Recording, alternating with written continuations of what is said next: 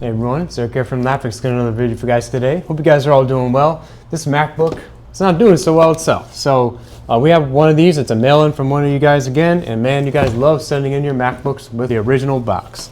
And I love seeing that too, because I know you guys take care of it and try the best you can. But unfortunately, sometimes, what can you do, right? Some things happen. You get liquid spills, you get damaged, things just don't power on. So let's see, what have we got here? Ooh, this one.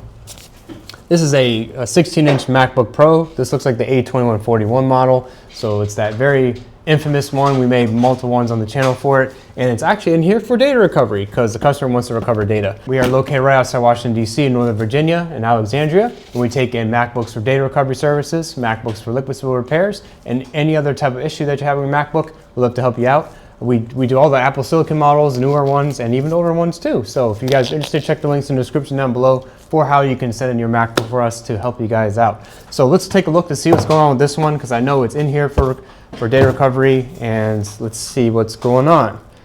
All right, so we have it open. It's not powering on, but let's see. We plug it in. Let's see what we get. We give a 5 volts, 20 volts, and so that's good. The volts look to be fine. Amps looks to be going up. You see that on the side? Amps is their current. It should be going up. You probably want to see like maybe 2 or 3 amps to be charging a battery, but it's very slow, very, very slow. Usually it'll go up and then it'll go back down if it's this slow. So we know there's a board problem already because that's why it's not powering on. And there you go, went all the way back down. There is something going on inside, so let's go ahead and see what that is. Okay, so let's open it up, let's take a look. We see some Kapton tape here. Kapton tape usually means somebody put that there, right? And it looks like just a Wi-Fi antenna, so probably somebody just opened it real quick or something. It doesn't look to be totally open because we can see a lot of the flaps over, and the battery cover is missing too. We don't see anything obvious, so we'll go ahead and remove the board here and take a look further. So let's pull it out. Let's take a look. Let's pull it out. Let's go over to the microscope. Let's take a look and see what's going on. We do believe our ICs should be fine because we are getting our 20 volts. This is our USB-C circuit. And that's, if we're getting like 5 volts or something, that's something we would notice right away. We'd take a look at it. So we got to take a look at our areas. And oh yeah, already here. Man, this area every single time this area gets hit. So we can see at the top, our top 2 caps look pretty corroded here. See these two? This is like stuck almost. Something nasty here. If we look at the side where it is on this side of the palm rest. It looks a little bit dirty, but it doesn't look like liquid damage. Let's go ahead and check under the thermal cam. This is the area we're gonna be looking at. It's in the corner. Let's see how it reacts when we plug it in. Looks like the big one's going bad. And it just dies. So let me try that one more time. Let's plug this in. Whoa, now we have a different one. So this one makes a bit more sense here. And then went back to that one. So it looks like that area is impacted. This is a very famous area, and we've shown actually many videos. We have a bunch of videos repairing this area. It's the SSD power area, the power storage. So if we see the area that's been impacted, we're gonna click this one, the C9586, and that is your PB2V5 NAND. So power to the NAND itself. And it does connect to many areas along this area here. And we did notice that this one also got warm, the one next to it. And it also connects to the one on the next side of it. So you probably have a short along the line there, and we can go ahead and measure it and check it. So let's go ahead and do that. Let's just confirm that. Let's measure it. We can see a short, and we can see a short there. So we're gonna go ahead and replace both of these because they're both damaged, even though they're both along the same line. We will see if we do need to replace this one over here, but most likely these are the ones that have been impacted. If we need to replace them, we can, but we'll start with these two because these are the ones that are obvious, and we'll see if there's a change in behavior.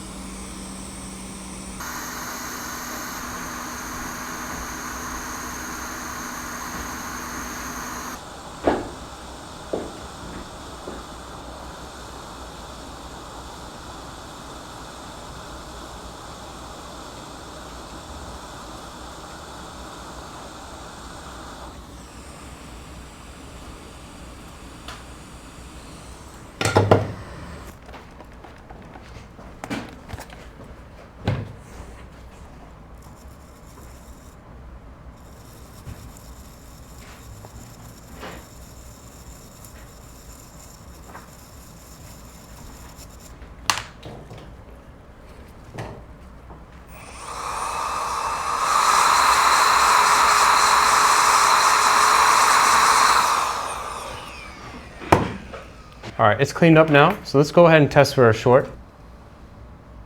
Okay, the short's gone and the short's gone. So the short should be gone along the line here because we don't hear anymore.